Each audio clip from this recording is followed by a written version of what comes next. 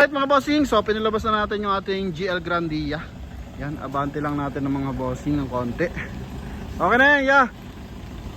Alright, so tirahin natin.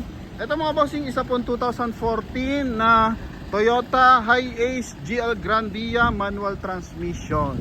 And ang mileage is 131,000. So presyo ngayong araw ni bossing 790, paunahan na lang mga boss. So coding na ito is Monday. So nakarehistro to mga bossing. Then eto, mapapansin nyo, nakatuto naman R15 to mga boss, no? Na steel rim.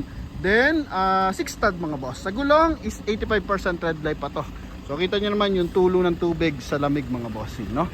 Eto muna tayo sa front area, discuss lang natin to mga boss. So mapansin mo, meron siyang chrome accent sa kanyang front grille. Then yun nga, naka gold bumper to. Then sa sidings is chrome yung kanyang door handle. And eto is chrome din yung kanyang side mirror cover. Yan, so pakita natin, may mga dent ng bahagya. Yan mga boss, no? Pwede to sa fast break mga boss ha, yung presyo 790. So may nakita ko, nakapost kanina 1,100,000 pa mga boss, no? So eto, may konti rin. Yan mga bossing. Pakitaan lang natin mga boss ng tigko konti. Original paint kasi to mga bossing, no? Hindi pa nagagalaw, dinetailing lang mga boss. Ito yung kanyang kabilang side. Yan. Makina na ito D4D na 2.5 liters diesel engine. Puntahan natin yung interior. So sa mga bubog, yan, original from Toyota. Yan yung importante dyan mga boss. Yung windshield, yan, Toyota rin. Okay, kabilang side, yan, Toyota mga bossing, Toyota and Toyota. So walang bahid ang bangga mga boss. Ito yung driver side, front area. Yan, dashboard niya mga boss. Malamig ang aircon. Okay, presentable, mabango. Sa mga naghanap dyan ng pampamilya, eto, sa gulong 85% red light. And kanyang lens mga bossing, may gas, may lamat na konti, konting-konti lang mga boss, pero walang tubig sa loob. Eto naman, malinaw, makinis. Yan, eto, yung door handle. Power window, try natin, gumagana. Kabilang side, then dito gumagana rin. Okay, dito naman 131,450. Yan, 131,450 ang kanyang milyahe. Yan mga boss. Okay, so eto, may konting discoloration mga boss. Nauulan lang kasi mga boss, yan talaga yan.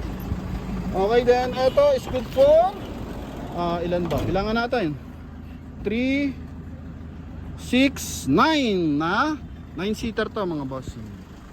Okay, 9-seater, pampamilya. Suwabing pampamilya mga boss. Eto na, makinis yung ceiling, mabango yung mga interior, and malinis yung mga loob mga boss. Yan, smooth yung kanyang pintuan mga bossing, oh. Napaka smooth ng kanyang pintuan mga boss. Yun.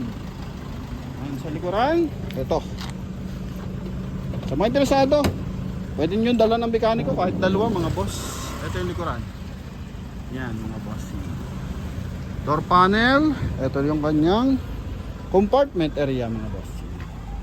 Yan mga boss. So may interesado, tawag na lang po agad mga boss. Okay, connected tayo dyan ng Viber and WhatsApp mga boss.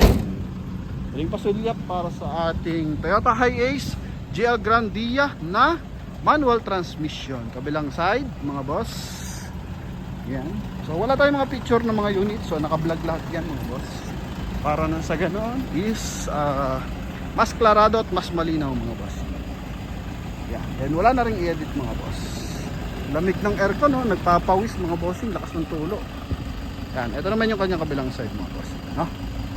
Okay, so sa mga interesado, yun po, 790 mga bossing, paunahan na lang sa ating Toyota GL Grandia. Thank you very much, God bless, bye bye.